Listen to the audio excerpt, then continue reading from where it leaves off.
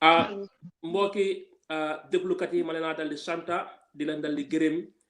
di leen dal di dalalaat fu ngeen xam ne mooy Gam Football Fans TV saa su nekk rek ajo bi su dal di jotee rek dundee dal di def dara lu di dal di fii toog àndaa suma lu nga xam ne mooy suma ay naataango loolu moo tax ñu ngi dal di profito di dal di nuyu ku nga xam ne mooy Lamine Baro di dal di nuyu ku nga xam ne mooy Sana Yafa di dal di nuyu ku nga xam ne mooy Omar Diatta ñoom ñëpp lu nga xam ne mooy xat-xat moo tax mënuñ fee dal di teewee wante ma dal di tooga suma xam ne mooy suma naataango dal di nekk si ku nga xam ne mooy Habib Fall di leen dal di ñaanal lu nga xam ne mooy fan bu gudda ak lu nga xam ne mooy wér bu yaram ñu nga xam ne ñoo di dal di jiitu maa ngi dal di ñaan yàlla suuf seen seen kaw yàlla nangu seen solo si kaw suuf ñu nga xam ne ñu dal di feebar maa ngi dal di ñaan yàlla tam yàlla fuga seen bopp ñu dal di wéral lu nga xam ne mooy jaama wante ne di dal di ñaanal lu nga xam ne mooy doomi Gambie lu nga xam ne mooy jaama yàlla aar leen yàlla sàmma leen yàlla moo dee dal di sàmma yàlla moo dee dal di aar yàlla leen yàlla aar yàlla leen yàlla musal si lu nga xam ne mooy fitna ba pare tam lu nga xam ne mooy jaama yàlla tasaare ko si réew bi kon Habib man laa dal di sant di la dal di dalal géej nañ fi nag wante tey tam amaat na lu nga xam ne mooy kontaante ma dali laa bàyyi nga dal di nuyoo. Wow, Buba. Alhamdulillah. We are happy to be back. Maneko, we are happy to be back after some time. I'm on a break si we record bi because dañ filoon ne xam nga we record dafa xaw a difficult pour ñu mun a ñëw on xam nga si programme because of timing ndogu be yooyu noonu. So ñu jëloon a month break, but finally we are back. So we hope ne suñu followers itam ñu ngi xam nga ñu ngi yaakaar toog di ñu xaar. So we have some exciting things to talk about. So once again, welcome to everybody involved. Si kanam tuuti rek dinañ fi dal di waxtaanee lu nga xam ne mooy delluwaat lu nga xam ne mooy first division bi ak second division bi gis neen tam lu nga xam ne mooy team si tam daanaka team si yëpp am na lu nga xam ne mooy signing yu nga xam ne def nañ ko Cheikh Diouf bàyyee na fu nga xam ne mooy Ports Matar Mbodj tam promote nañ ko lu nga xam ne tam jotu woon nañ ko si ñeen programme yi dal di romba ne Matar tam war a ñëw yokk place tam moom tam gis nañ ne léegi am na lu nga xam ne mooy under 23 wante ne tam doomi Gambien yëpp ku noo dal di waxantoo si jamono muy Ibrahima Dabo kooku tam dinañ ko dal di waxtaanee ak lu nga xam ne mooy friendly match bu nga xam ne Gambia war na koo am biir mu nga xam ne Habib ma dal di gis ne first division bi ak second division bi dal naa dellu si waat ñu starté second division bi ñi nga xam ne ñooy Samga rawagum na ñi nga xam ne ñooy Falcons xam ne Samga winoon na woon si midweek bi noo gisee lu nga xam ne mooy second division bi race bi. waaw second division bi nag su nekkee ne yaa ngi bàyyi xel bu baax o ñi nga xam ne am nañ di chance to watch the second division bi moo gën a neex first division bi in terms of free flowing football because at the second division coaches are not scared to lose, they all go for it. So compare at first division bi team si mag yëpp they rather go home with a point than you lose, so dañuy play safe. So man nag luckily amoon naa chance to watch a lot of games in the second division. Matches were always fantastic. Goals, this I 4-5 goals in a game. So and then this team called Falcons, I was lucky to watch them because same game be at PSV Wellingara, Manfon Basori. Nekk na team boo xam ne dañ ma impress. They have a lot of young talent, and seen coach is very, very, very, very positive. You know, the entire match dafa taxaw di coach boys yi su gisee dañuy daf ko dee wax teamam bi. So Falcon nekk na team boo xam ne su eggee to the first division duma better because it's based on merits. Because the way Falcons play football, it's really exciting. You know, so for me, the second division is more exciting. I enjoy working them more than the first division, to be honest. So I hope next time some got them watching 3 of their games. They are really exciting. They have good forward players and they are playing really well. So I'm not surprised that Nyom Nyar can join top. I think they are all 39 points tied up at the top. So Jam City were doing good. They were really playing good football, but for some reason, how Malana happened that you start the struggle, they lose and draw. You know, Ben team tambo hamne moma impressed. I mean, more Gunjul. Then start slowly. While Gisna Sen Kobe was trying to fine tune his team, and they are winning. So we still have a lot of games to go. Why? Numtahaweni right now, Samga at Falcons, they want to be in the first division. If things goes this way, how ma kan mooy join de waaye ñoom ñaar they might be in the top tier of Gambian football definitely. Red Hawks door na ñu nga xam ne ñooy Jam City lu nga xam ne mooy 2-1. BK West ñu dali door Young Africans 3-1. Steve Biko at Gunjur 0-0. Sam nga ñu dali door Second Infantry Battalion. Latrikunda United at Jara West ñu dali demee ndam demutoon ndam diggatoon. Serekunda East bi ak ñi nga xam ne ñooy Immigration ñooñu itam dali demee lu nga xam ne mooy 0-0. wante tam first division bi tam bu mu dal di yaagee break bi dal di yaaga ni ki frustrate nen amoon nañ tuuti cafta gannaaw bi nga xam ne woon gisoon ne lu nga xam ne mooy signings team yi yëpp dal di def lu nga xam ne mooy signing naka dal di gisee lu nga xam ne mooy signings yi Royal di Banjul dal di def Wally dal di ñëw Gamtel Fortune naka naa dal di déggee lu nga xam ne mooy signings yi parce que sax xale bi Abdoulaye Bah kooku scoyoon na goal Wally dan tam seen xale bi tam Abdoulaye Mané moom tam score na lu nga xam ne mooy goal trending tam is neen beneen young goalkeeper tam si under 70 bi tam kooku tam defoon na début tam bu dal di am lu nga xam ne mooy clean sheet like at least this time like transfer mid-season transfer bi ikkati na lu nga xam ne mooy boss bi tam lu nga xam ne ànd naa ligue bi xumba bi ambiance bi goals bi. waaw xam nga football goes with transfers. All the teams in the league, for some reason or the other, Fenga Jema fortifies a position. One, Samga Fortune Nyonyaka on top. Everybody is trying to catch them. So what they will do, look, Harani Yoka experience, Harani in the place or Hamne David in the league for a while, Minen League. So Nyonyus Ade soon our current squad. ñoom dañ gëm ne loolu dafa leen dimbale because dañu am depth but sometimes as su gaa amee injuries du feeñ so gaa jël di initiative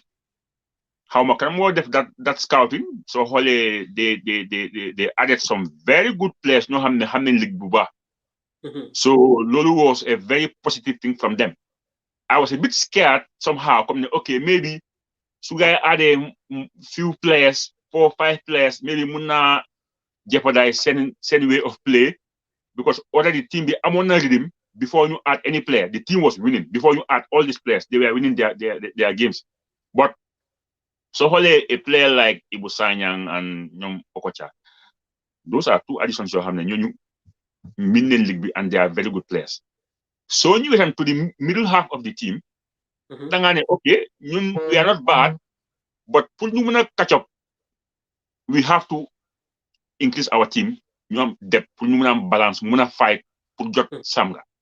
Sorry, pour jot Fortune. Nga ñëwaat to the third half, ñoom Wally daan ak ñoom BK Milan, they are fighting for relegation. ñoom Talending. ñoom tam they have all the right. Okay, we have played the 4th round. We are in a very bad position. We need new players to adjust our team pour ñu play safe. So da gis ne team bu nekk rek am nga sa own problem. Ñii they want to win the league, ñii they want to stay in the league. So moo tax nga gis all the teams dañ songa this transfer market pour jéem a fortify seen team bi pour just ñii they want to win, ñii they want to compete, ñii they want to finish at the top. Even though xam nañ ñoom they can win the league, but they want to finish higher in the table. And then you have the other teams, all what they need is just to stay in the 1st division because teams, nobody expect them to win the league, but they want to stay in the 1st division. So the transfer market was really, really busy. Well, Habib, all teams definitely few signings. Habib, wax nga lu nga xam ne positif na wax nga lu nga xam ne mooy yokkute wante léegi am na lu nga xam ne doy na waar ñaari team ñu ne team X ak lu nga xam ne mooy team Y. yow nga am sa player mi dafa bëgg a dal di dem loan place bàyyiloo player bi fédération bi tam cléwut player bi te yow tam usuloo player bi lan la nga gisee tam frustration ñi nga xam ne mooy players yi nga xam ne ne bëgg a dal di move seen club si bàyyum leen fédération bi tam dal di délai lu nga xam ne mooy some of these transactions pour ñu bàyyi player bi dal di dem team Y jógee team X. waaw xam nga loolu yëpp lu ko dee cause is from the beginning gis nga balaa ligue bi di start dafa am things yoo xam ne should be in place. Loi bi donc soo bëggee dem ba inside the tournament you want to change the goalpost. That's not how it works. Gambia li ñu war a change mooy the way they are signing contracts moo njëkk a wrong. player bi su la player man maa la wax man suma opinion man lu ma gëm. Any player we play in a team mënuloo ko fay salary contract boo xam ne amul financial gain loolu du contract. su player bi nekk sa team yaa ngi ko fay on monthly basis yow you should own the right of the player within that duration. waaye player boo xam ne mënuloo ko fay contract mënuloo ko even jox sa ñaari boots ci at bi kooku su bëggee dem gisuma no reason waaye nga ko tii because yow li nga xam ne moo war ci player mënuloo ko def. so am na loi yoo xam ne dañ ko war a ameen balaa next season ñu change ko te players union bi am nañ ci cër fekk ñu fight loolu ñu mën a represent players yi. player boobu mënut a fay jox loo ko playing time su bëggee move da nga ko war a bàyyi. you can just sign a clause wane ne ba léegi yaa ko moom and then you let the player to go yow mën loo ko play. wante Habib ba léegi competition department bi ak secretary general Gambia Football Federation lan mooy seen taxawaay parce que ne den dee yónni letter players association maa ngi wax den dee daldi yónni letter di daldi laajte lu nga xam ne mooy clearance du leen dee daldi represent. waaw loolu wala dikam nga xam ne mooy Sierra Leone wala dikam nga xam ne mooy Cameroon ñu am club si yëpp ñu si biir fédération bi yow lu fi ba sa team loolu da ngaa daldi doxal ku nga xam ne amut represent kooku tam kii sam dafa daldi mbiti si biir fédération si biir. waaw loolu mooy conflict of interest te is disturbing our football. loolu mu ngay jox suñ problème suñ da ngaa appel sax those at the appeal committee ñu gars da ngay gis ko appel 8 6 7 months appeal simple appeal couple of months doo am reply man loolu Gambia laa ko gis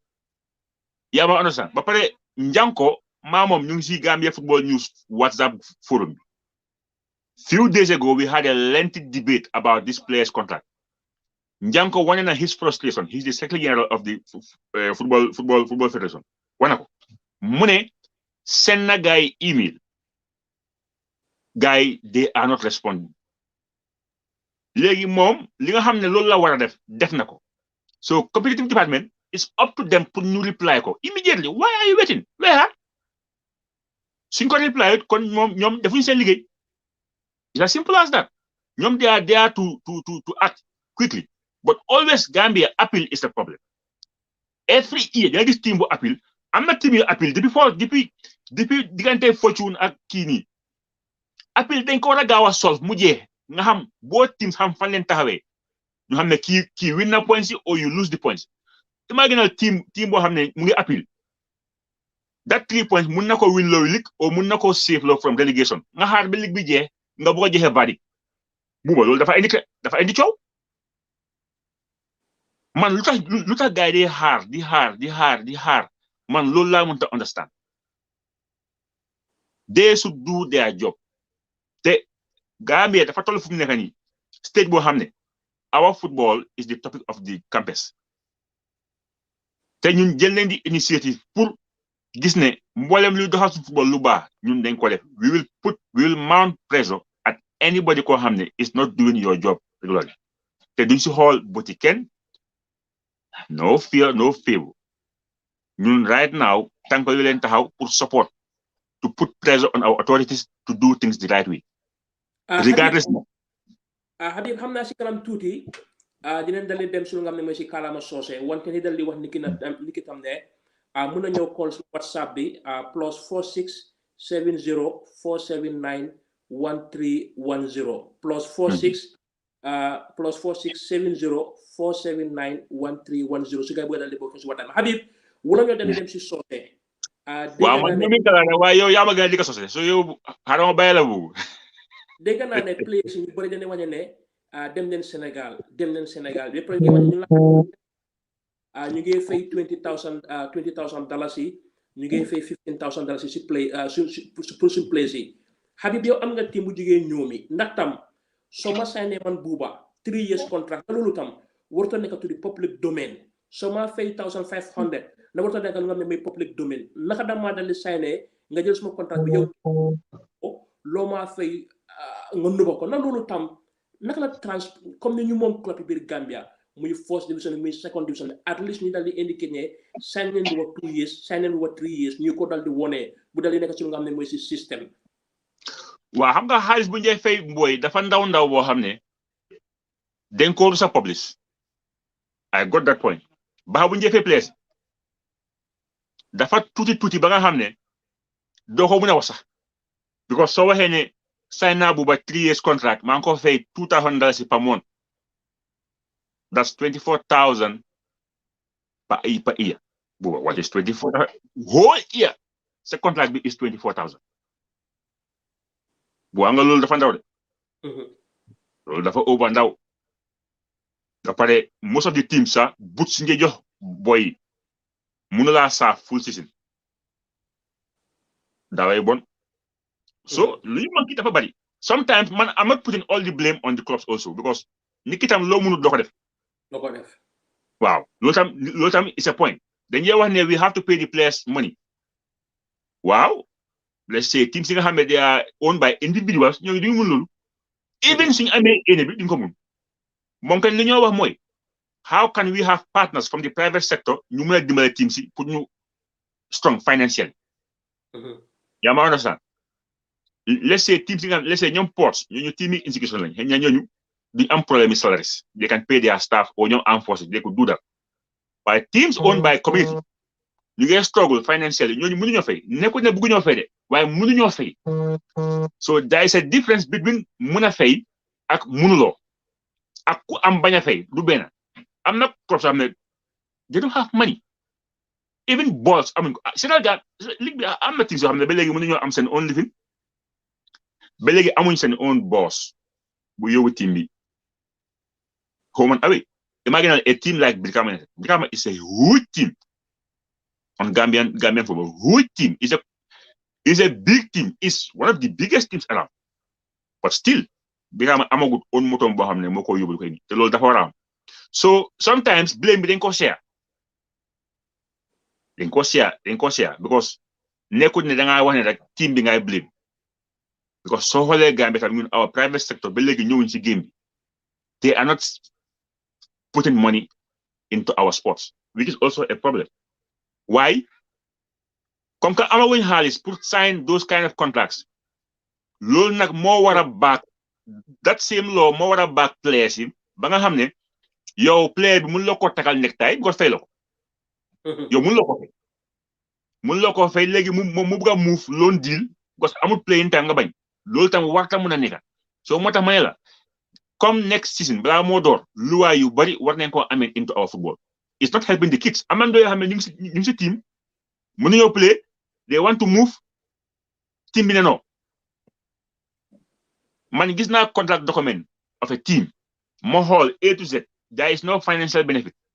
te soo ko signé is a 3-year contract boo xam ne team bi moo la moom loolu is unfair. Amuloo xaalis man ma la blame because amuloo xaalis waaye tamit yow doo mën a moom player bi mënuloo ko moom because mënuloo ko fay soo ko mënta fay noo ko moomee man foofu suma argument team si amaguñ xaalis nañ xaar bi am xaalis ñu mën a taay players yi koy fay every month kooku yaa ko moom waaye koo xam ne da nga ko bëgg jox lifin da nga koo ñamal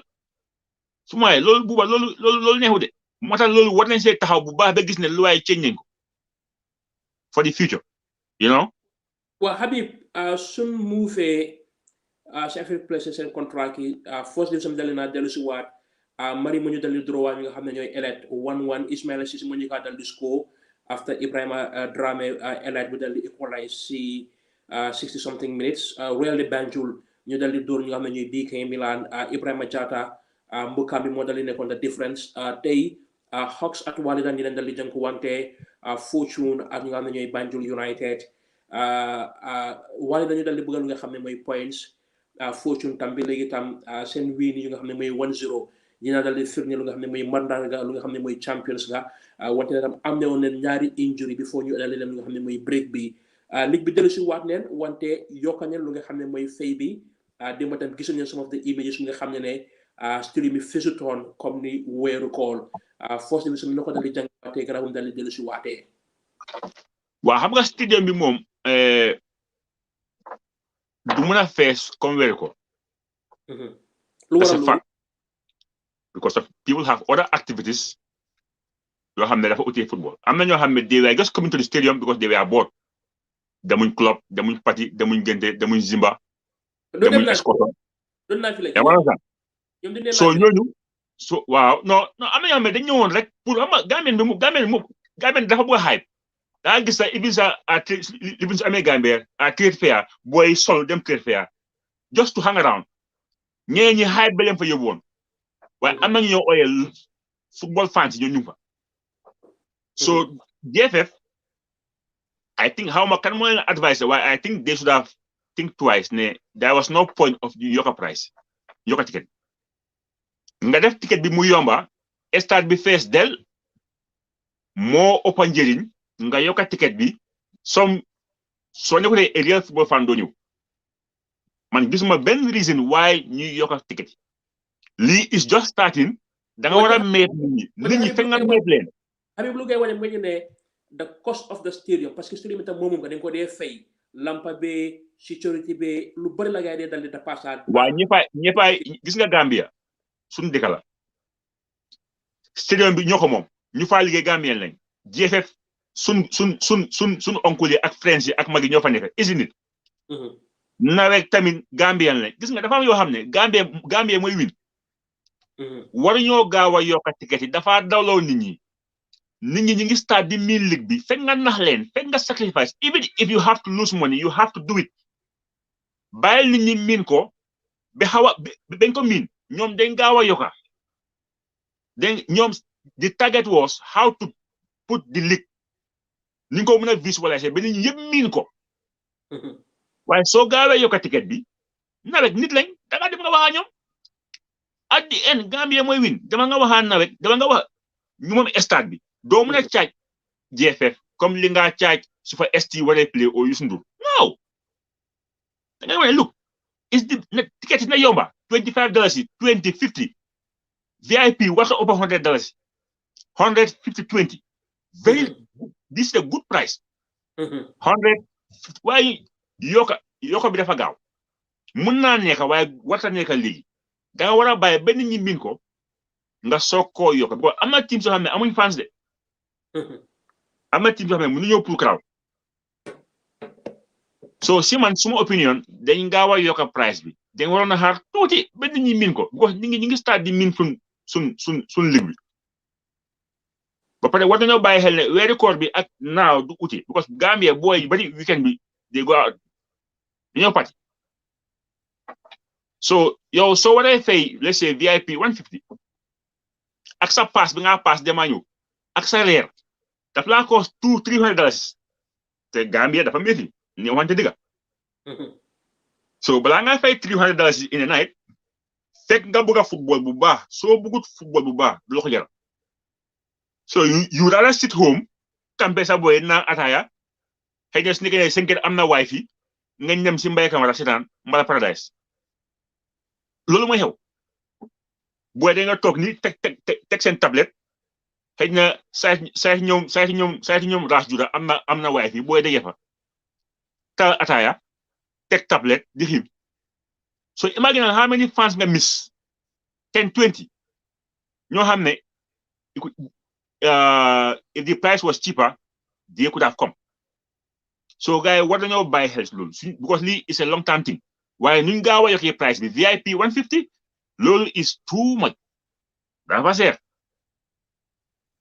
de ndax lii tam du delloowaat sa xel si gannaaw comme ni ban budget la nga dal di tegoon pour ligue bi ak budget bi tam naka dañ ko dal di distribuer tam xaalis boobu comme ni xam nga tam ligue bi sinon sax da nga ne teg neen xaalis bi pour dépasse ko si ligue bi lii génne ko pour refal yi lii pour sécurité lii pour nangam lii pour ak nangam ndax tam da nga bëgg a wax ne tam ligue baa ngeen dal di daw te amut xaalis bi nga xam ne teg nañ ko tam pour di fa dal di coppatee. waaw xam nga ñun suñ nit ñi seen biggest problem mooy transparency. They don't want to talk about money unless soo demee nga soo leen attaqué rek then they will go on media and defend themselves te wata demee noonu soo bañee ñu la attaque unnecessarily day wax li nga war a wax on time sooy liggéeyal nit ñi inform them tell them what you are doing. League bi man démba for example démba man mosuma xam this FIFA website ak ñaata la Gambia di am. Because of I'm a bit outspoken lately, a guy called me unanimously. Bu ma callee ma jël ma mu yéne ma voice mu ne ma ne dama la bëgg a wax dara after mu explain mu ne ma demal FIFA ma dem FIFA mu jox ma directive ma dem ba gis Gambia ñaata la ngee am ba gis the amount of money bu FIFA jox Gambia depuis 2016. For now, over 11 million is there for us to take. So bu ma xoolee amount yooyu man I was shocked. Bu ma xoolee the amount of money bu Gambia spend on infrastructure is over $1 million te man gisuma Gambia lu ñu sampa. You know, so they have to come clear to the people. Come clear and explain to us what's happening. Because Gambia, it's our Gambia, but ñun suñu nit ñi dañ cee nëbu buuba. Te nëbu boobu arrangé wu leen soo nëboo su feeñee nga dem di am looy explain fekk it's too late. Warloo xaar ba ma laaj la da nga war a waxaa man because man ngay liggéeyal soo maa liggéeyal nag da nga war a wax waaye ñun suñu gars yi dañoo xaar ba mel ni yow mu sotti ndoxi fóot si pax rek dig si génna wata de noonu de tell me ma xam alia waaye nu ñu yokkee paas yi nii si man foog ma ne it's a wise decision buuba I don't think it's a wise decision. Habib wax nga affaire yi packs yi ñaari semaine si gannaaw kaaf génne na ñu leen dal di arrêté World Cup qualifiers yi parce que dëkk yu bari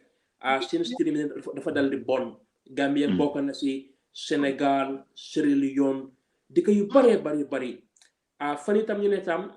African jigéen ñi seen tournament ñu war a dal di play qualifiers dañ ko dal di toxal ñu mën a may chance pour ñu liggéey stadium si Sénégal seen ministre bi Matar Ba wax na ne ñaari stadium si dina leen dal di defar ifin jaaraf ñu ngi war a play ëllëg wala lundi wante ñu ne duñ mën a dal di isi fan si parce que ñu ngi rénover na li gàcce pour dëkki africain si fédération yi ñuy dal di sooxa seen ay stadium yu bon ba jamono bii. Well, man in this case I won't even take Africa man Gambia lay gel because faladika you know it's embarrassing at the highest order gàcce passé wul loolu ne a whole country mënta am benn field boo xam ne FIFA or CAF mën na ko recommend ne is playable loolu xel nangu ko buuba yow soo ma waxee ne yaa ngi liggéey nga liggéey ba pare nit ñëw sauver ne la li nga liggéey is zero after spending time and money loolu xel nangu ko suñu gars yi nag dañ war a liggéey ba pare lii wane na ne dañ war di stop di rent suñu stadium bi to the artist benn artist warta play at the Independence Stadium any artist bu bugg a play demal sa gannaaw field bi kenn waru fa play it's embarrassing ne the whole Gambia amuñ field buñ play ba loolu buuba loolu mun la ko explain you know loolu mun la ko explain it's unacceptable ne Gambia ba mu daj sun stade bi sax is not good enough for an international game yow naka ngay explain loolu man loolu mënu ma ko explain te ñi nga xam ne they are responsible they have to develop te last time bi I understand ne Ibu Faye was pressure that point has to be clear Ibu Faye was giving too much pressure but Ibu Faye dafa bañoon nekk foofu kenn dafa play but they wanted to put Ibu Faye as the bad person. It was Ibu Faye against the Gambia. So Ibu Faye do handle lolu. Ibu Faye munda handle lolu. Ibu Faye denko bugana portray ne he is the only bad person in the Gambia because of mungi stop artists who don't play. So montam Gambian la du nangu the entire nation jump on him. Ne Ibu Faye is born. Ibu Faye born. He was standing on his ground but they push him to the wall. So I have a choice. Ibu Faye don't have a choice. So I want choice. Can do play. Because Ibu Faye is a man of his word. Why should they be la oye yo nikubon? Need la saga. Huh? Look what happened now. So nang buy sen health lulu. Nit suñ ko joxe liggéey nañ ko baye. Because Ibu Faye was just trying to safeguard the field. But people said he's bad. Dafa iñan. But now look what c'est allé how To make it short, some football field be should be only made for football. It's for football. Field boobu pour football la du pour leneen. Amuñ stade yu bari suñu amoon 4 5 I understand. Waaye ñu benn yam.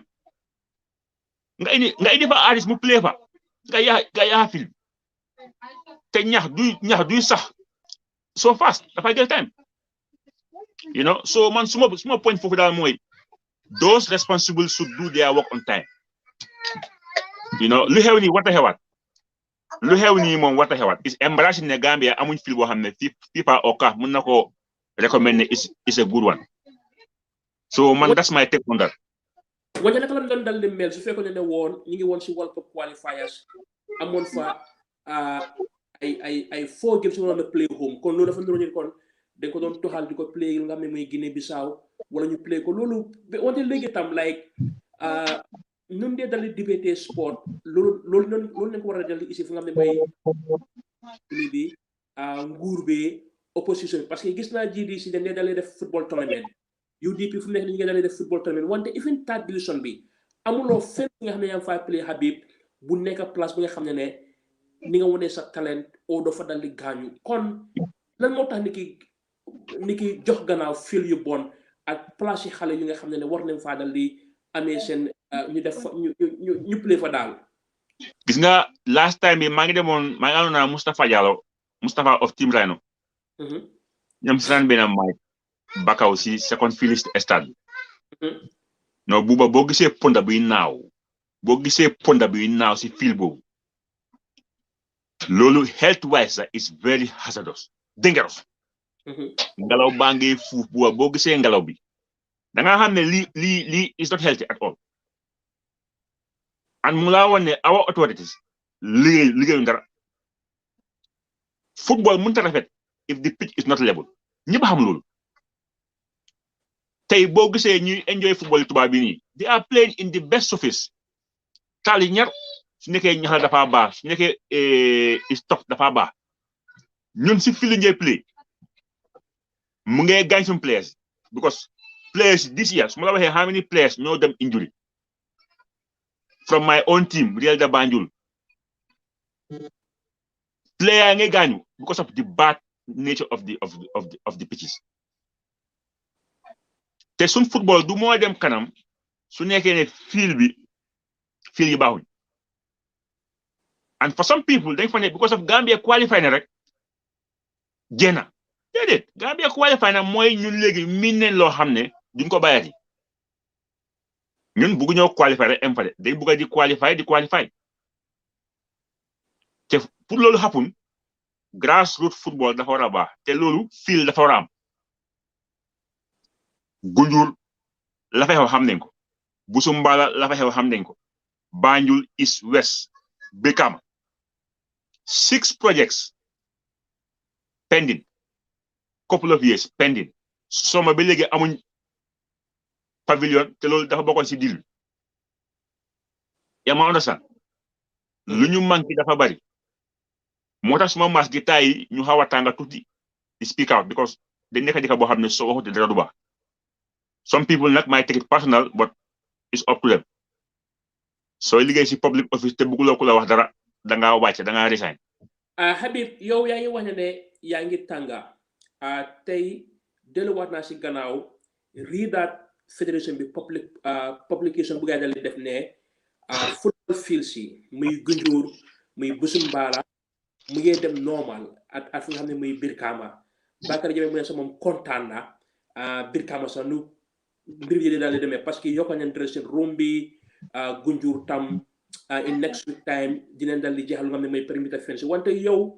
gis nga xaalis bi nga xam ne jël nañ ko si FIFA almost $230,000 US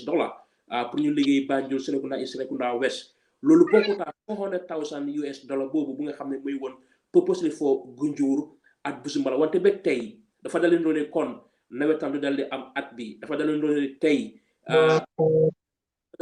comme léegi nii magistrat dafa dem dal di jóoruwaat si stadium bi tam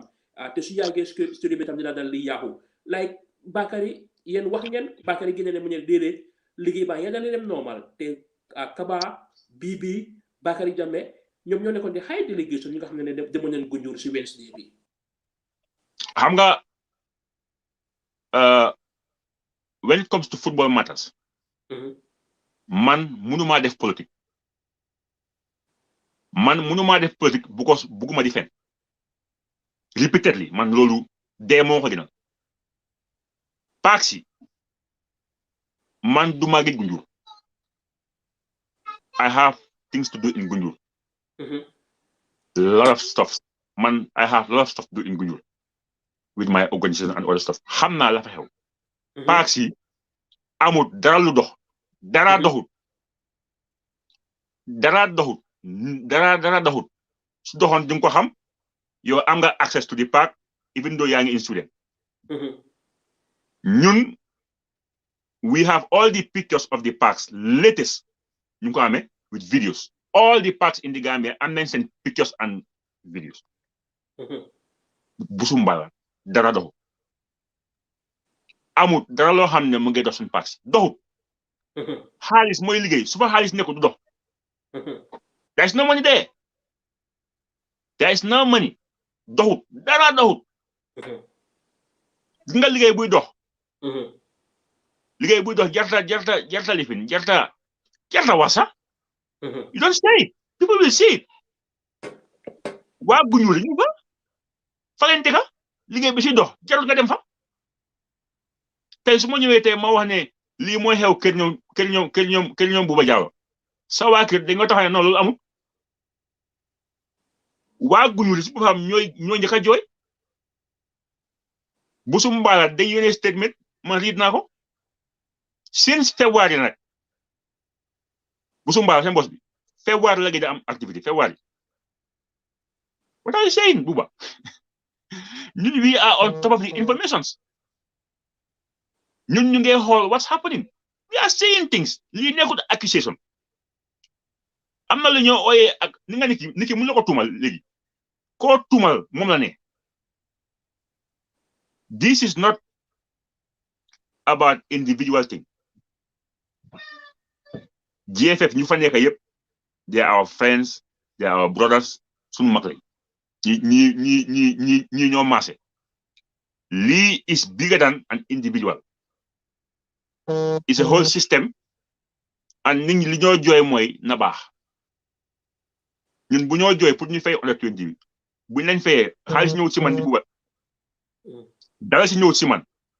bu ñoo kaas pour ñu fay rafal yi buñ fayee rafal yi dara si ñëw ci man is it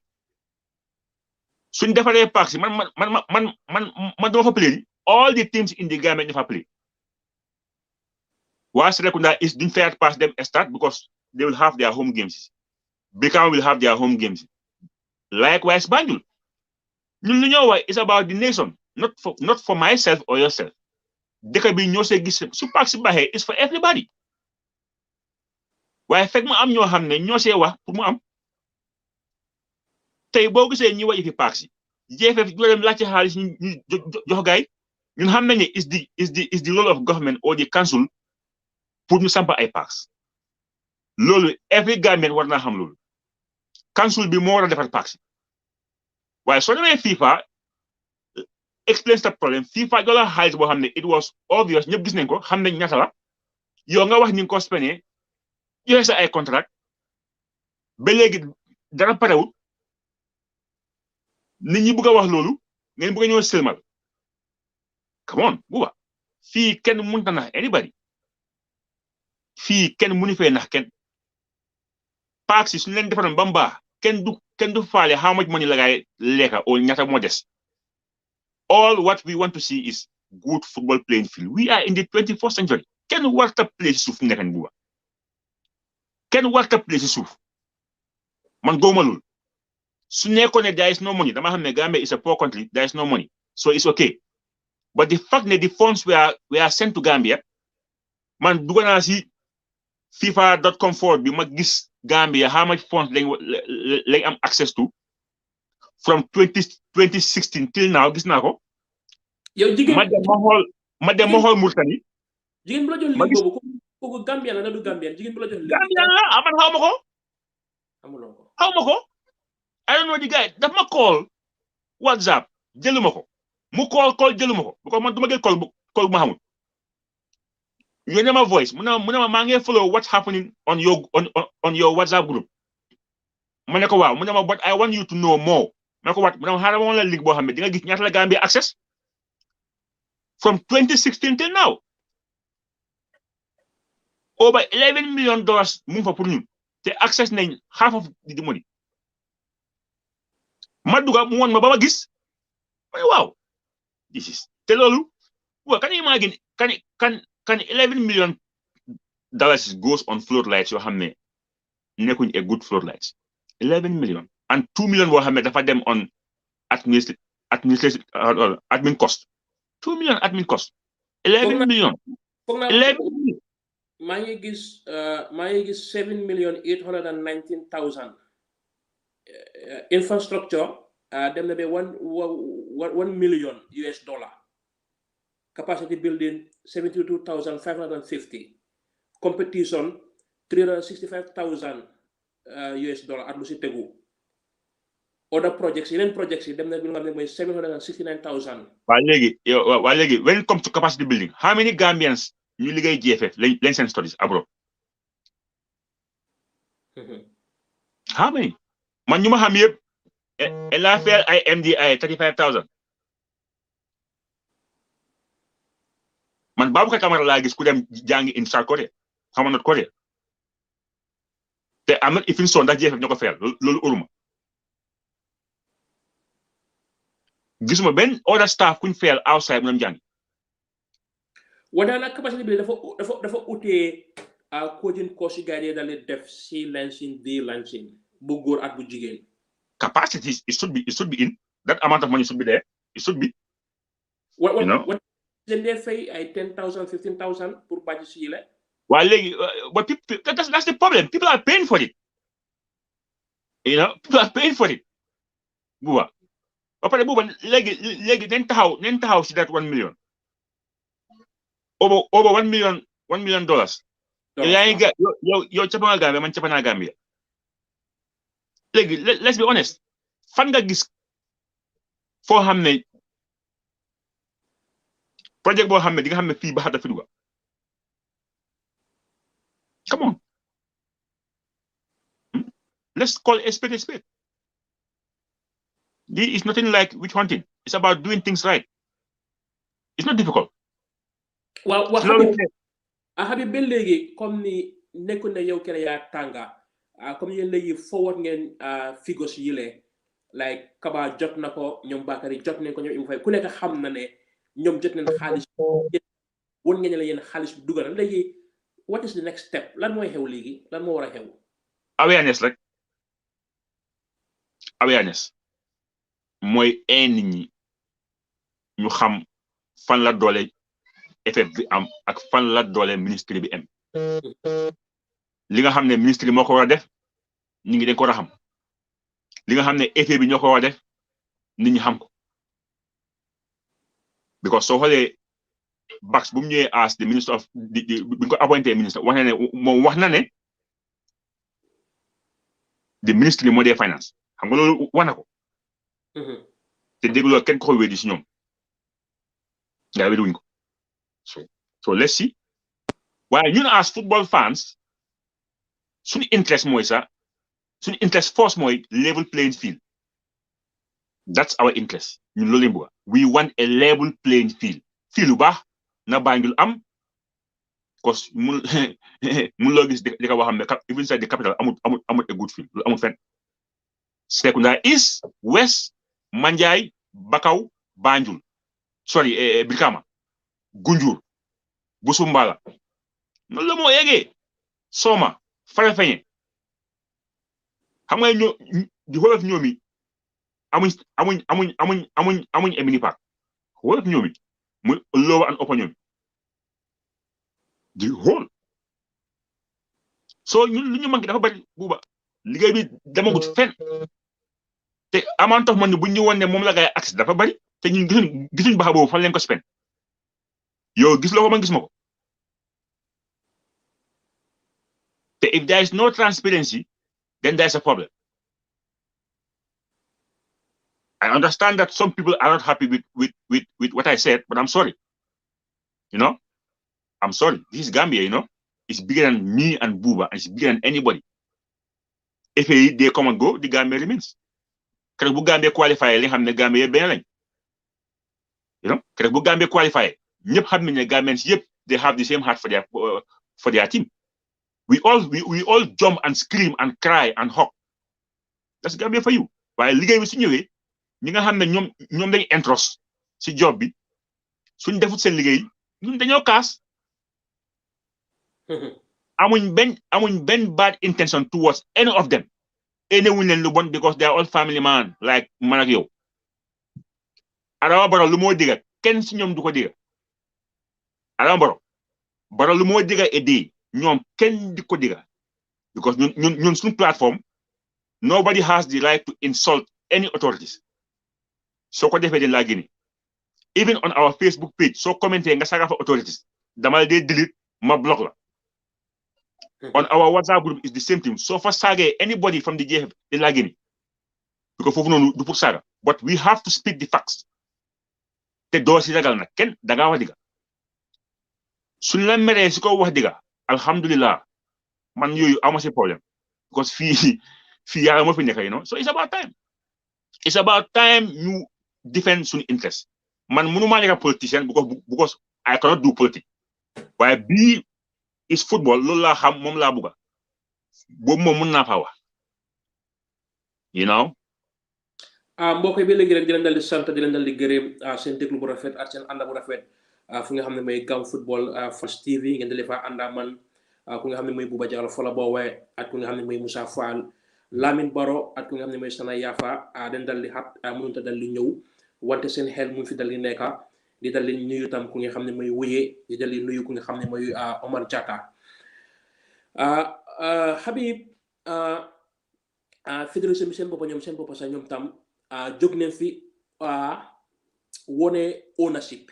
si affaire Ibrahima Dabo Bakoteh yëpp kontaan doomi Gambien yëpp kontaan doomi Gambien ñu nekk Italie ñëpp kontaan Ibrahima Dabo play na Manchester United play na Toronto play na Lazio play na Inter Milan ñu ngi dal di am last match foog naa ëllëg processus bi dal di jeex Ibrahima Dabo ñëw na waxtu bu nga xam ne midfield boobu soxla nañ ko Sirif Siñaan mu fa players yu bari ñu fa players yu bari try nañ fa wante ne ndax tam danoo xaar ba nit ki feeñ ñu dal di ko celebrate waaw xam nga when it comes to this Ibrahima Dabo thing man dama waaru sax si Gambia naka la nit ñi dee buggee jël gloire jàmbur Ibrahima Dabo man xaw ma ko Ibrahima Dabo playwood league football Gambia Ibrahima Dabo waa Bakoteh ko xam ak waa Manjai fala dika ñooñu ko xam gis naa Fat Network def benn coverage about Ibrahima Dabo turu Baba Camara I think ne soo bëggee xam Ibrahima Dabo you have to go to Bakoteh comme que fa la juddoo magee fa play fa warga nekk fa si academy soo bëggee xam first hand information about Ibrahima Dabo you have to go to Bakoteh nga laaj ñooñu waa Bakoteh yi ñooy di rightful people ñu la mën a wax Ibrahima Dabo te nit ñi they have to be very careful about Ibrahima Dabo because gis naa ñuy comment si Facebook bi di joxe ay at yoo xam ne ñu ne si la play nawetaan loolu baaxul yow xamuloo ndóol bi lum dugal fale yow xamuloo yaa ma understand nit ñi day war di tey si koo xamul waaye Ibrahima Dabo ñëpp a ko enu ku nekk bëgg ne xam naa ko maa ko xam nit ñi dañ war a bàyyi di xam-xam lu man xaw ma Ibrahima Dabo soo du ma si mënuma wax dara si moom xaw ma ko demal si académie bu mu jàngoon bu mu jaar nit ñaa fa ñu la wax kañ la fa door ak yëpp but people took this thing xam nga di si jël self glory boo xam ne yow di saafuloo ko it's not fair you know loolu feew you know bul jël loo xam ne yow xam nga bul jël loo xam ne yow xamuloo ko men you know waaye noonu la xam nga Olof Njaay lu mu dee wane rek soo nit ku tekki moom bari yaay xam nga soo tekkee da ngaa bari yaay Ibrahima Dabo kenn xamu ko woon musta di play Roma ku nekk bëgg a wane xam na ko loolu is kind of weird, you know. wante Habib man yàgg naa liggéeyaa moom man liggéey naa moom ba bési Manchester bi sax comme ni bés boobu dañ ko doon xaar ba pare xamoon na ne tam bëggoon na faa éega yaa ngi la saan bëggoon na faa éega parce que man foog naa communiqué temps moom foog naa depuis 2018 or 2017 you see maa ngi communiqué like week in week out yaa ngi la saan waaw ba pare naa lu bari si moom wante bu mu feeñee parce que ne most of the time dam daf dee nekk media pression even dema bi naa ne Arsenal ak Tottenham ñu ngi koo toppa léegi nii Marcel génne na it's not a negative thing wante léegi ñu lu xew rek ma ne ñu ñaanal ko mooy li ma laa wax nii yow mi nga xam ne yaa ngi waxaa moom couple of years because when it comes to Gambian football yi nga xam ne feeñun yow you are number one not ne because maa ngi waxaa yow on the same platform yow li nga xam si on discover talent yu Gambia is on mic because gis nga buwa loo jàngut doo ko tari yow time bi nga spend di research about Gambian football yu nga xam ne xamuñ leen or they have Gambian origin kenn defu ko so loolu sa area la waaye man gisuma yow nga ñëw di jël ownership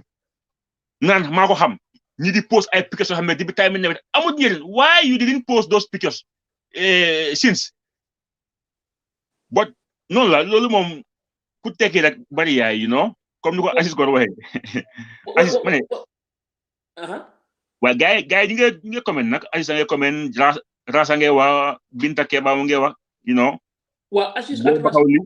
mën na ñëw call sama number bi sama WhatsApp wala ñu call sa WhatsApp bi gars yi mën na ñëw call joxaate number bi ku bokk boy there is a number going underneath soo xoolee si suuf am na number buy dem so koo xam ne bëgg naa call to contribute you can do so you know wante léegi Habib noo gisee parce que ne Ibrahima Dabo ooyoon nañ ko diggante Gambia ak Gabon Gambia ak DR Congo wante time Roma mu ngi bëri woon coronavirus moo tax ñëwutoon Matar Mbodj oo na ko under 21 Mauritanie wante ñëwutoon parce que Roma ñoo ko dal di bàyyitoon wante léegi nii season maa ngi dal di jeex ba pare training camp bi biir Turquie dina dal di ñëw noo dal di gisee loolu nga xam ne fi nekk nii yëpp ñu ngi ko yaakamti Ras moom boy Ras ba ma call quoi boy Ras mu ma call directly ba ma call Ras ma naa ko call yaa ma dégg ko ma la dégg bu yaa ma dégg ko ma la dégg waaw ba ma call Ras ma la dégg waaw come again waaw ma ne comme ni Ibrahima Dabo ooyoon nañ ko woon si under 20 bi ak national team bi wante ni mënutoon a ñëw parce que ne coronavirus moo dal di tax wante léegi nii 31 mai dina dal di ñëw tokki su ko yàlla dal di dimbale waaw ba ma jël Ras hello Ras hello Ras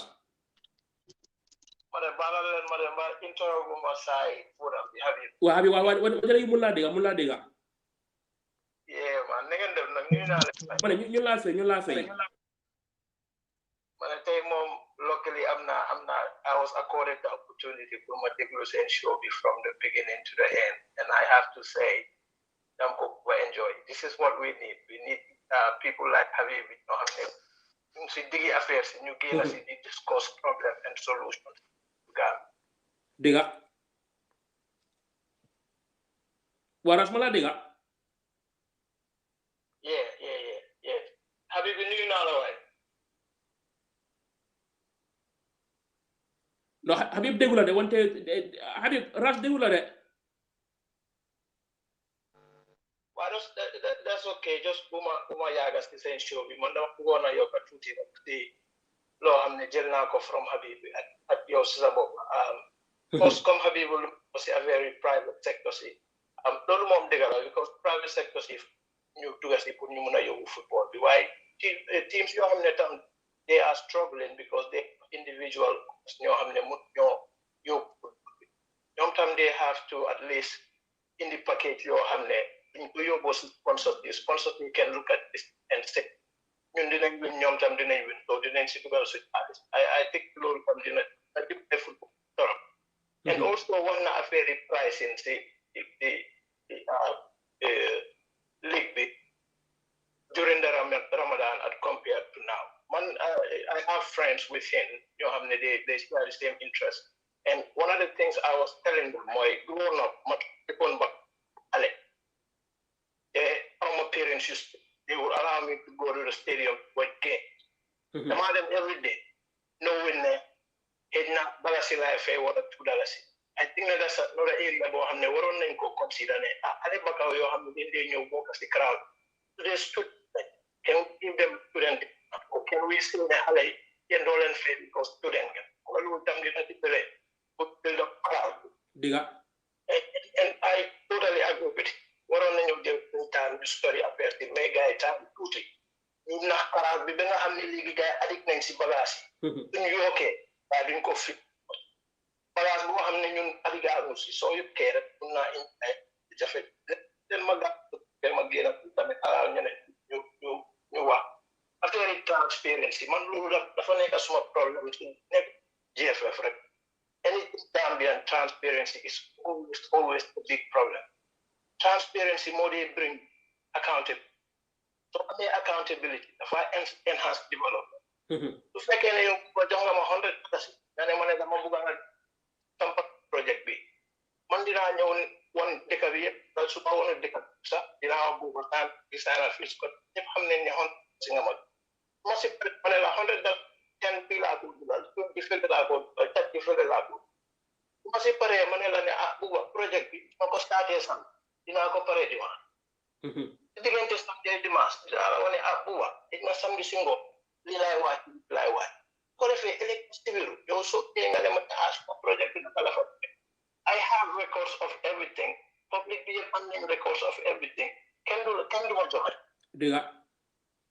know what I'm saying? So projects for nobody could. But I feel if vitamin parallel, I'm very passionate about this thing. When you people are new to Gambia, then I'm problem. Gambia Nekanadikabo as kid. Mun 14 years, today you're play for Sakopera. Mun 14 years, they almost 45 minutes to big field. Can I play? Just imagine that in your football development from same speaking like Gambia 14 they start play. 14 years, you play 45 minutes to big field. And then 3 years later, you have to go compete with under 17s. Your whole life in game play, you gradually move into big field, according time, So these are the opportunities you have to say, I'm going to New York fields. You know, you think the same, Bunju Park, see, all it's the trans.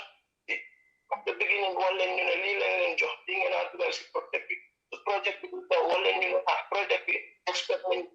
to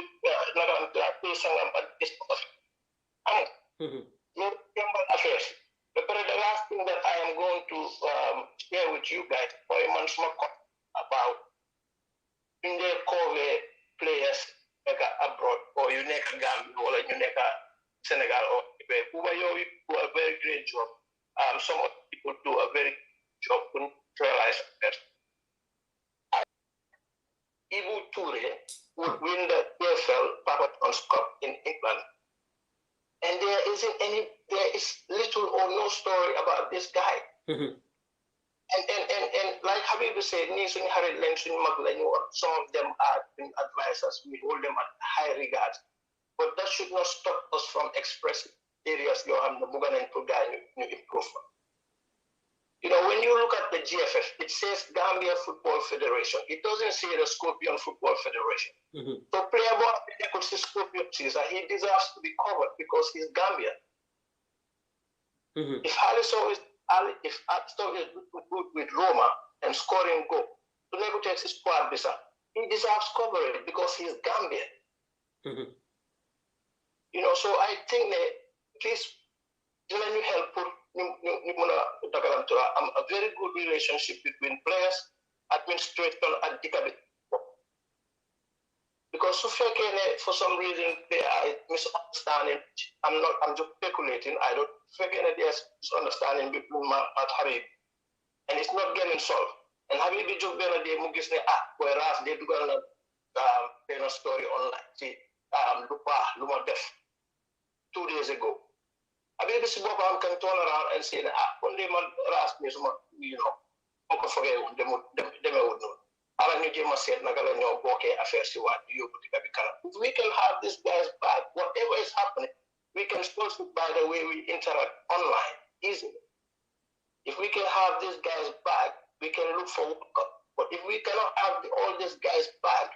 even African Cup of Nations will not struggle. The quality is different, but why we are not able to go and get that quality remains to be the question. And not covering this guy is definitely not helping that case. So these are the few things you are going to share, then I'll let you guys continue with your show. But thank you so much for coming out and share with us your little concern at your from the your watching football we can. Well, jërëjëf bu baax a baax. Waaw Habib dégg nga lu baax de mën ngaa disconnect sa micro sa lifin bi earpiece bi dégg nga lu baax de Habib. Yes. Waaw ras mun doon dandi wax na lu bari lu nga xam ne am na solo muy transparency bi wante lu mu ñu waxtaan mu ne comme ni ne nen dal di jox equal coverage comme Youssoufa Ndiaye lu mu dal di dimbale Bovista Porto nekk na senior player in fact dégg na tam dina dal di ñëwaat si national team bi sum friendly match biir tokki comme ni nen jox place yëpp the same coverage lu noo joxee diw nangam coverage ñu joxee place yëpp coverage ñu emale leen ñëpp dal di dellu si waat on board parce que dañ dal di soxla quality pour daal di dem si African Cup of Nations bi dañ dal di soxla quality pour daal di qualify si World Cup bi noo gisee loolu. Waaw xam nga Ras suma ndula moom suma raka bu baax la te moom football is life te ñu ko xamul nag ñu xamul Ras moom football is life man sax ku ma waxoon ne Ras du nekk professional du ma ko gëm because Ras was one of the best players coming out of Alikunda. Morama mi ci best players la bokk xëy na lu mu gaaw a tukki sax waaye Ras was a fantastic player te Ras dafa dunda Habib xamañal Assis waaw Assis hello wana def ñu ngi nii rek ma ne ñu su ko doo wax nag waaw ngeen déglu programme bi am nga programme bi ñëpp ko nomoon digala kañ na ko signé waaye topic yu important ba pare programme baa ngi yow mu ngi over interest diga façon yi nekk di wax nii loolu yow is true léegi naa Habib mu doon wax ay points Habib moom tey moom lu mu fi wax yëpp starting from end loolu moo nekk di happen because doon na ñu wax waxi paxi ñu wax waxi xaalis FIFA bi ñu wax waxi lii la nit yi yaakaar nekk di jooy ñun ñu bëri ñëpp yaakaar nañoo xam ne FIFA ñu ngi dugal xaalis man ñëfi xaalis bi ñu ñëpp yaakaar nañ koo gis yaakaar nañ koo xam waaye soo ko waxee Gambia dañ def fa ne da nga ñëw pour wax rek waaye tey ñu bëri gaa ko door a gis mu ngi door a leer si ñoom because soo bàyyee si gannaaw bu gaa yi door a di wax ne ñu ngi defal ay lampa ñu ngi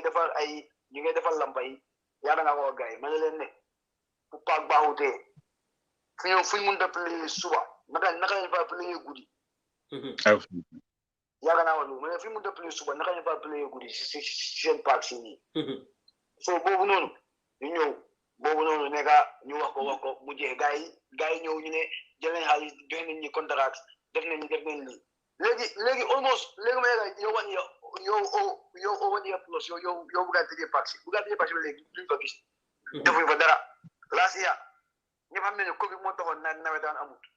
this year tamit nawetaan du am because nawetaan saxatuma Banjul moom fi na la gaa yi seen slat léegi ñëpp seen dem te seen sangi mel ni concrete soo demee Serekunda is tamit same thing nga dem Serekunda West same thing nga dem Manjai same thing gaa ngi ko tëj Brikama gis naa Brikama tamit ñu ngi def same thing ñoo ñu ngi génne seen paa léegi talent ñoo xam ne si nawetaan bi la gaa yi def feeñee soo léegi ñoom ñoo amul pour plus ligue bi ñooñu naka la gaa yi def bu baax ñoo xam ne nawetaan lañ dee play nga play nawetaan ñu pour super nawetaan ñu gis la fa yow mu nga dem first division yow first or second division léegi pour 2 years ñooñu dañoo toog rek ñooñu dañoo toog 2 years yow gaa yi play football yow gaa yi play après maa ngi dégg Ras Judas yow mu ngi ko bindoon si yow mu ngi ko bindoon si Facebook am bi dafa dem mu ngi ñëwaat mu ngi ko wax loolu dëgg la Gambia dañu war a bàyyi ku nekk booy ndóobu nekk ko ma Iboy Dabo waaw Iboy Dabo fu mu nekk Gambia yëpp ku nekk ngi boo jël crédit ku nekk yow xam naa ko yow xamuloo ko woon ay 3 years ago yow time moo nekk ko waaye play na against Manchester rek dëgg la ñëpp a bëgg a Gambien suñu play si team si waaye nañ def nanka ñi leen defoon si keesi kii nii Bakary kii te mu nekk xam ko Bakary Diatta ku nekk jëlee story ba ñëw after issue problème ngi yàlla xale thank you nañ ko ñaanal rek ñu bàyyi ko mu dem ñaanal ko ñu bàyyi ko mu dem kenn xamul naka la ñëwee Italie ak naka la fa toogee right now so the best thing moo nekk ne Gambian si ñu ñaanal ko waaye bu nekk di génne nataal xam naa ko moo nekk lii xam naa ko fële xam naa ko fii xam naa ko fële thank you nañ ko bàyyi because maa ngi gis player benn player ñi nii Gabon waaw kooku fu mu nekk nii problème la am maa ngi gis ñu ne yaayam mu ngi dee woon xaw ma 86 19 waaw moom mu ngi judd 1990 waaw so problème yooyu tubaab bi dañ si taw problème yooyu dafa ñëw ñu ko ekkati so ngi yàlla fu mu nekk xale bi daal ñëpp ne la ñaan ñu dem après rajo daal moo dëgg la buba yow yaa ngi béy waaw man xam naa ne yow ndooy xam nga leen bu yàgga ndooy bali saxatuma ndooy nekk Italie dañ ne wax si yow xam nga ndooy nekk Italie ko tamit yëpp dañuy play ay séries yi yow xam nga gars yi waaye yaa ngi toog comme ni ko xam ne yow ñëw doo nga claim ne kii xamoon naa ko duga na fii gën di wax so noonu la ñu war a def nañ ci mandu rek ñu ñaanal gars yi ñu noppi ñu bàyyi gars yi ñu dem man de gis naa ba gis sénégalais seen bopp gis naa leen maa ko seetaan yow gaa ngi wax si Iboy Dabo sénégalais seen ni fi gaa ngi wax si seen jëloon yow gaa ngi wax si Iboy Dabo maa ko kañ la ko seetaan yow bëgg a démba wala Aziz na ko gisee comme ni dina ñëw si tokki camp bi national team na ko gisee tam ban yokkute la moo dal di isi si midfield bi suñ ko dal di ooye parce que Tom Saintfiet yàgg na koo dal di bugga ba pare lii tam léegi ni ñu ngi dal di am problème yi midfield si national team man gis naa yëfi national team bi ak seen training camp yi toog yi man si suma gis-gis training camp ñi woon training camp benn problème moo am problème bi dafa isi problème place yi dañ jógee place si ba si bi jee ñu am gars yi am holidays 3 weeks dañ am xamoo 2 weeks léegi nga pare jël gars yi 2 weeks nga yóbbu gars yi toog yi 2 weeks pour gars yi toog fa ñan la ñuy playal buuba waaw am na yenn dëkka foog naa ne Niger bokk na fa Kosovo bokk na fa ak foog naa ñu nga xam ne ñooy Togo Kosovo ana Kosovo African Kosovo demuñ African Cup ñun demuñ woon Kosovo wañu woon jël ay Kosovo nekkuñ African team ñun African team si lay woon a ut ñu play ñoom ñun nii duñ pour ñu play ay Kosovo ñu duñ woon training camp bi nii I think dañu war a organise ñaari test match ñu def ko biir Afrique players dañoo play nga am 3 days 5 days ngeen play ngeen dem seen yoon man su ma déggee training camp soo déggee training camp rek tournament bi des na ay yow 1 month ngeen dem training camp ngeen jógee training camp ngeen dem tournament bi lii yëpp lu moo lan la moo ñëwaat di isiwaat rek xaalis padiyee dem nañ padiyee toog nañ fa 2 weeks loolu la rek toog nañ fa padiyee bi 2 weeks waaye Iboy Dabo right now su ko Gambie amee nañu dimbale waaye tamit ci xale la national team ak play club level dafa utee buñ jël national team bi gis ko mu play against Manchester United play na game yu baax fan yi bu koy play buñ ko jël rek fale ko everything si moom def ko xam naa ne moom he's a good player because li ma seet yow mu nekk di play ba gars di ko wax because soo waxuma against Manchester sax waaye soo gisee against Lazio dabi bu em 19 years play 3 games de play Serie A bi xaw ma tout mu mun a yow mun a ñëw mu play noonu li nga xam ne he's going to be a very good player so nañ def nanka rek Gambia nag moom yow fu mu nekk nii ñëpp moom lañ enu Iboy Dabo na ko gars yi def nanka rek kii 19 years rek la am 19 years la am man first time yow ko gars yi time boobu dama la wax ne waruñ ko pick da nga war a pick sa honor 20 bi mu dem play mu play sa honor 20 bu pare yow gaa doo ko égal waaye right now comme que fu mu nekk ñëwee na nii African Cup baa ngi nii su fekkee ne gars yi coach bi pare na pour isu ko bu play ko xam naa ne moom mun na play yow moom dina play waaye tamit leneen mu ngi si de suñ players yaa ngi play Sénégal fu mu nekk de yaa ngi Sénégal de Aziz dara top sa live bi Aziz waaw nga ne ñu dem Sénégal suñ gaa ngi Sénégal soxna ngi Sénégal waaw soxna dem na no xam nga fu mu nekk ni soxna fu mu nekk ni mu ngi dem si retirement fu mu nekk dafa buub lu mun a buub rek yow buuba wax ma way soxna yow kan moo la wax ne soxna mu ne dafa retire wante si jamono boobu la mu nekk foog naa léegi waaw waaye yàlla baax na waaye daal leneen tamit buuba leneen tam mu fi moo nekk lu kii mu ko doon wax Range doon wax na ko Habib mu ngi ko doon wax yow yaa ngi ko doon wax Habib wax na dëgg contract suñu dee sign loo xale yi is not good nit ki mun contract amul benn contract bu amul bénéfice ba pare nga ko sign 3 years contract di ko fa téye loolu amul fenn si àdduna si Gambie rek moo am loolu noonu doo fay nit ki ba pare yow nga ne yaa ngi ko téye si contract loolu amut fenn nekkul du football du basket du cricket du liggéey sax nit ko am contrat den yow nga ne yow nekkuloo di ko fay yow nga ne yow mu ngi yow yaa ngi am yow contrat ba pare bu kii mu ngi doon wax leen Habib mu ngi doon explain li waa waxi waaw team si because of conflict of interest moo fa dee nekk man su ma moomee dama laa woon man su ma moomee Banjul United am benn player Banjul United koo xam ne dafa bëgg a dem Real su bëggee dem Real man ma nekk si comité bi yow man su ma gars yi seen mail bi mail bi du ma ko mos a ubbi Gambie loolu moo fa nekk conflict of interest moo fa nekk si lu nekk nag nekku si football rek loo xalaat conflict of interest moo fa nekk fekk bàyyiwul loolu nag moom suñu dëkk bi du dem loolu leen war a bàyyi GFF nag loolu foofu la ubbee conflict of interest bi GFF la ubbee so nag ay dañ war a maandu comme que yow dem nga ba nga ne léegi da nga ñëw pour liggéey fii nii ngir yàlla ak yu leen tabax dara yàlla xam nañ ne mun loo jub 100% waaye at least sax yow nga joxe 80%. 80 sax baax na comme que mun nga joxe 100 joxe 80 rek dëkk bi dem kanam because su nekk yow ñoo ne fii man maa ngi nekk di wax lu bëri sax waaye tamit maanaam wax yow ma yokk si last one rek yow moo nekk si fii yow gars yi seen match si guddi yi comme ni ko ñëw waxee I think ne dañ ko mën a continuer nu mu meloon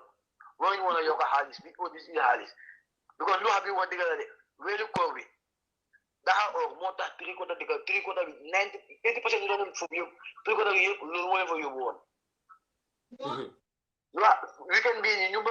bëri duñ mën a génnee di fay ay 500 yaa ngi dem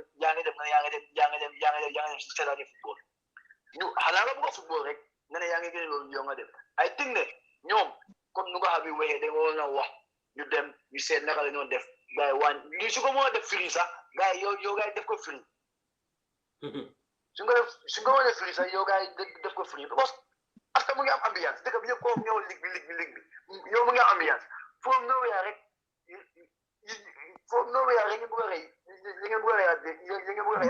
ambiance bi yëpp. absolutely caba nga Aziz caba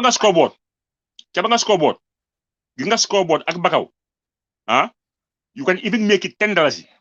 even $10 baax na scoreboard ak bakaw $10 because stade bi du fees mukk du mos a fees league game du mos a fees defal scoreboard ak bakaw $10 fale 20 fii 50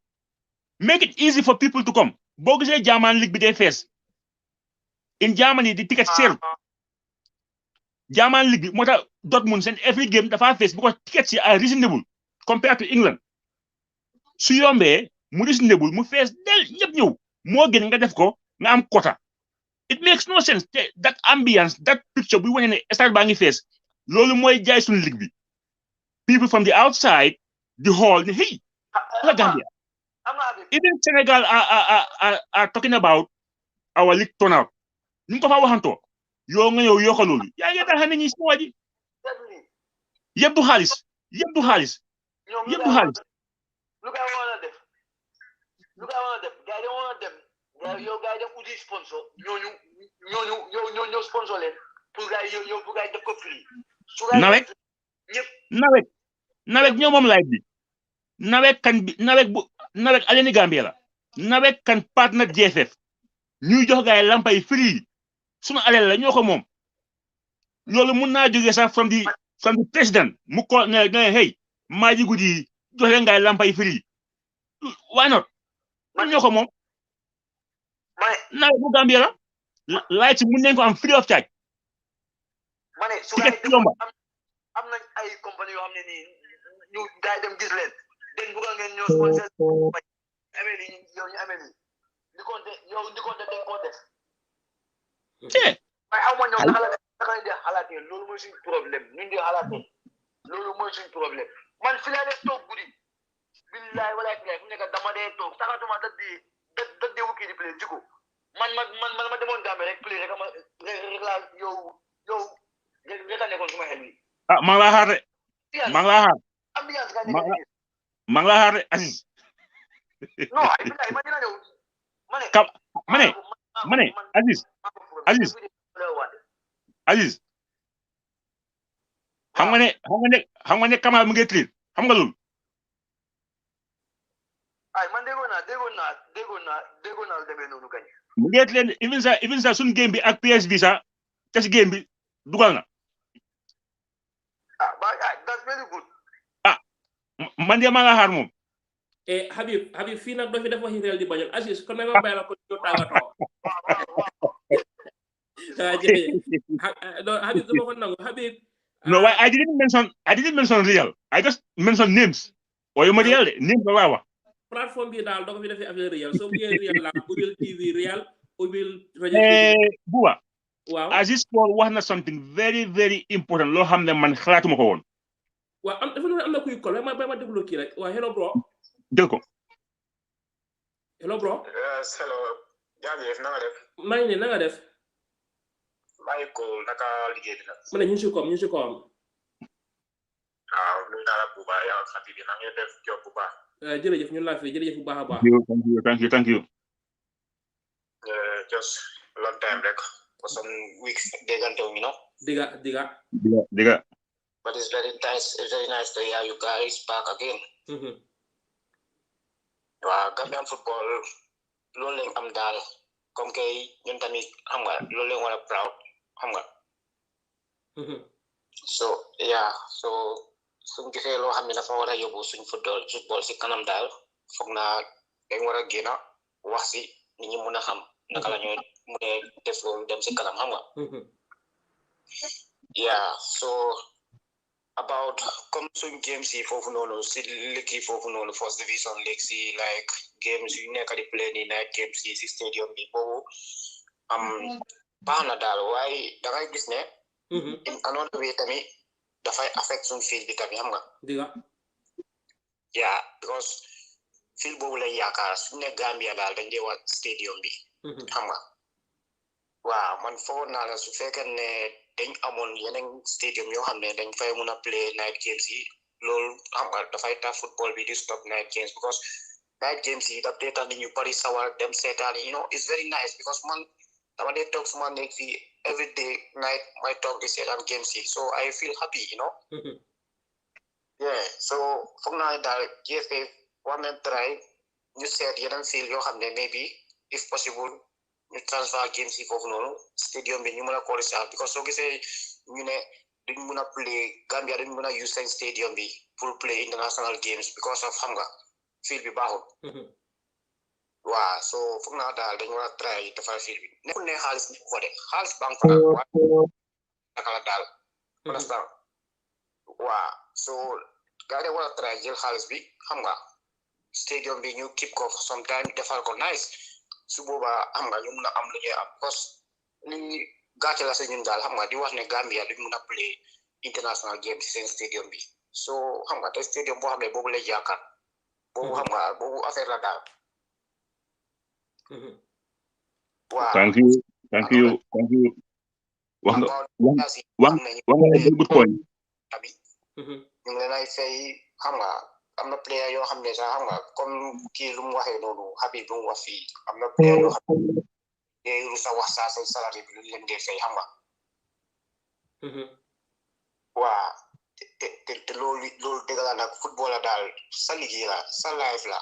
so luñ la war a fay daal pour nga war a rus wax loolu noonu loolu I think you should be proud but soo gisee nit di rus because of baaxut lu ko lay fay baaxut yow su la laajtee ñaata leen lay fay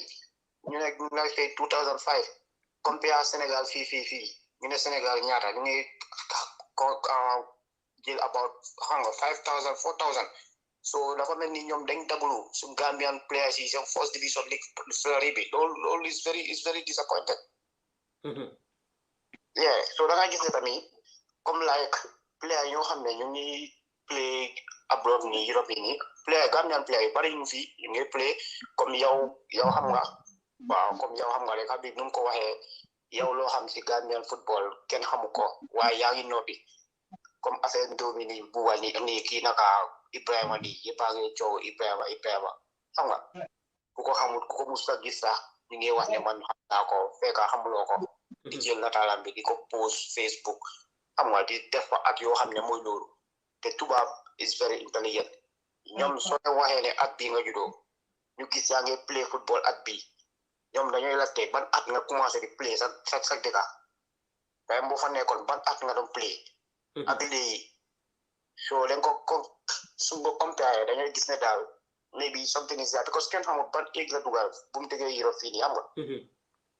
yeah so maybe ñu nekk ak Gambia ñoom mun nañ jël real age am bi su fekkee dafa jël age boo xam ne is different from Gambia mu dugal ko fii so ñu nekk ak Gambia dugal fa real age am bi ñu wax loolu si Facebook bi so ñi gis loolu compare ko ak bi toppa affaire bi ifin ko problème te kii startu sax kii tur bi rek moo gënaamu kii startu kii defaamu dara xam nga te kii xam na ne is a very very good talented footballer defaamu dara tur bi moo gëna rek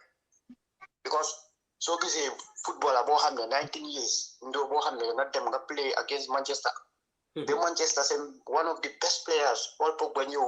di la wax yoo xam ne xam nga keep it up xam nga you can be one of the best players soo gisee kooku moo loolu kooku dafa gis nag loo xam ne you can do it xam nga so ndoo bi daal dañ ko war a try xam nga ñu waate di wax ne kii xam nga lii la am nii la meloon fii la commencé loolu yëpp amul njëriñ lu am ñu try ñu support ndoo bi xam nga suñ ko ooyee national side ñu support ko mu play football am lii just start la because maa ngi dégg tamit ne ñu ne famille bu mu nekkoon loolu in Italy famille boobu noonu dañ bugg a xam nga mu naturalize nekk italien kenn xam nga soo leen mam bi xam nga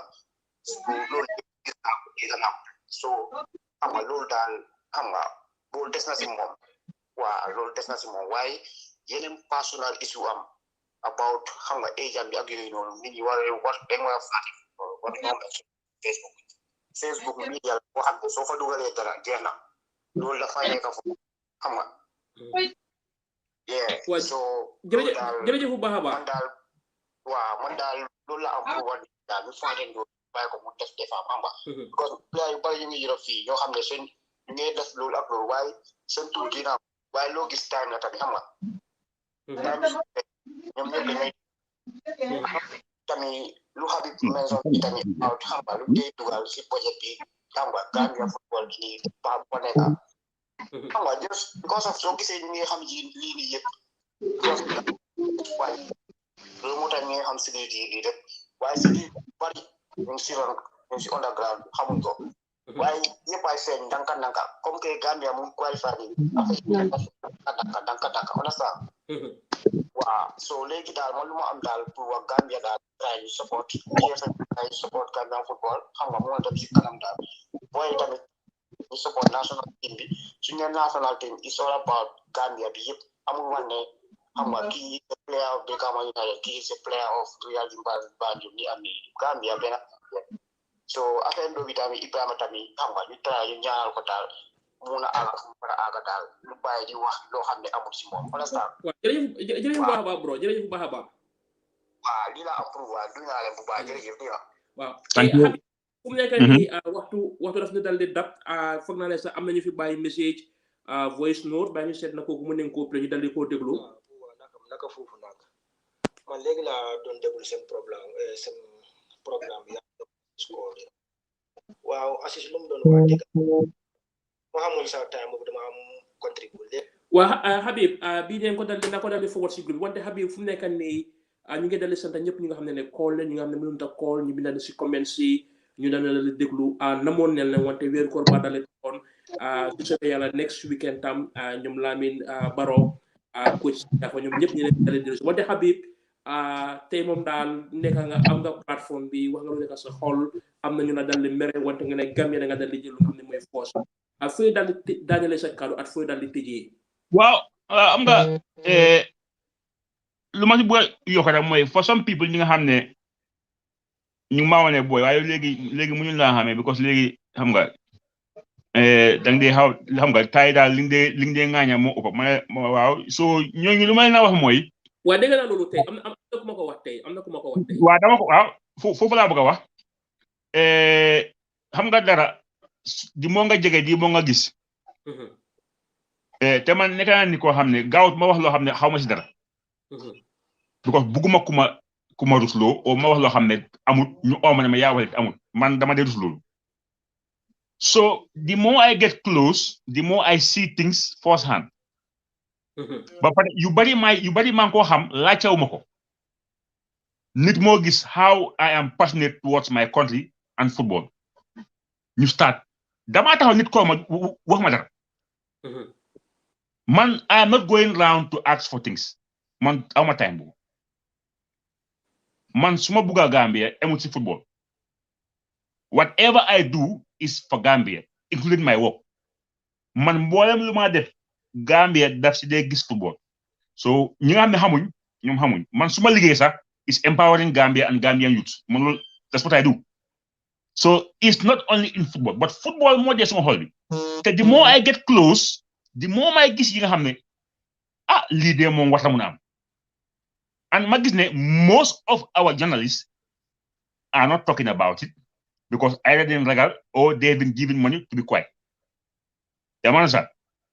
man nekkuma foo xam ne nit daf maa mun a noppi man kenn mënu maa noppiloo because du ma fen waaye li nga xam ne dëgg la dinaa ko wax soo moo tax nag dama ko wax te lu ma wax si nekkee dama wax loo xam ne waxuma dëgg you can come for nga ne ma li nga wax amul nga jox ma proof ma la ok I'm sorry salaam waaye most of the thing lu ñu nekk di wax yëpp I have facts on my hand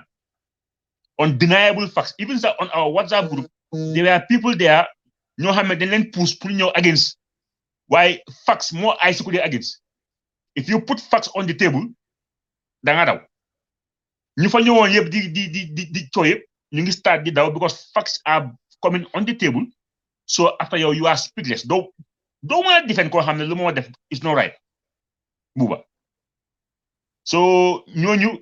loolu lay wax ak gars yi leneen nag lu ma tëjee mooy lu Aziz Kor wax nii dafa very important players yi dañ play the whole season they only have 21 days or less for holidays so when you go training camp for 2 months for 2 weeks that will be tough he made a good point so I don't know why that's a very good point Aziz will so how many even though we are in love with test matches we want the Gambia to have as many test matches as we can but that was a very important point most of them are exhausted even German or Gambia right now so I don't know how it's going to be why Aziz made a good point but you see he's a footballer he was a professional footballer so he's talking from experience man sa gisuma woon loolu ne ñu ngi am camp at a time boo xam ne the boys have limited time to recover from their long exhausting season so once again kontaan naa trop because suñu amoon the whole platform du ma am chance pour wax all what I wanted to say because some of these things has been bothering me for a while so am na platform yoo xam ne ñoom duñu ma oo because lu ma wax du leen arrangé but the good thing mooy we have our own platform so mun naa wax loo xam ne dafa njëriñ nit ñi te du ma si xool kum métti au kum naxar so for other people ne xam ne it's nothing personal because fii ku nekk yàlla yaakaar waaye lii fi Gambia si nekkee ne yow lañ interest for the people si nekkee defal la ko dinañ ko wax like I said, Adama Barrow is the president. Lu moo dégga si dëkk bi on daily basis kenn di ko dégga and he's still there. So ñi nga xam ne ñoom lañ interest our football tamit man de lu ma mun di wax mooy is based on the interest of Gambian football not ne yow yaa ma neexul because man amoon lu ma bañ si nit because fii ku nekk yàlla moo ko binda lu mu war a am la mu am doo si mun dara so they have to differentiate kuy wax dëgg ak koo xam ne daf la hate man awma time to hate anybody because man am naa fit waaw man am naa fit so ba pare ragal na yàlla te xam naa ne internet loo si wax loo xam ne fen la till the end of time loolu baakaar bu rëy la man tam xam naa loolu bu baax waaye nag when it comes to our football we will speak our mind te duñ xool kum naxari kon Habib man laa dal di sant di la dal di gërëm di leen dal di delluwaat di leen dal di gërëm si seen déglu bu rafet ak seen ànd bu rafet parce que ne dëkk bi yëpp fu nekk ne ñu ngi dal di jaaxle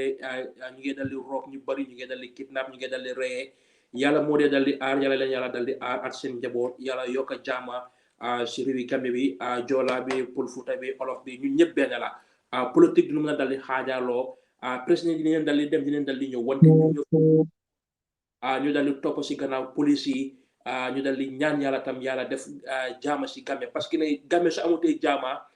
crime yaa ngi dal di yokku touriste dañoo dal di ñaaka dal di ñëw parce que xam nañ ne ñaari at yu dal di jógee nii nekk na at yu miiti touriste tam suñu dal di téye seen loxo ñu ngi dal di dugg si lu nga xam ne mooy élection dafa dinaa dal di miiti kon yàlla mu dee saama yàlla mu dee aar yàlla ñu yàlla dal di aar yàlla tasaare jaama dëkk bi tasaare jaama tam si Palestine ak képp fu nga xam ne ne jullit mu fa mu ngi dal di nekk si tolof kon Habib di la dal di jox ndig daje di dal di jox auditeurs itam lu nga xam ne mooy ndig daje inshallah ba pare na every Gambian nekk a police yi they cannot do it all every Gambian should be a security loo gis loo xamut call di police ñoom tam nañ jéem a create ay hotline yoo xam ne ku call am leen foofu la Gambia toll wasalaam jërëjëf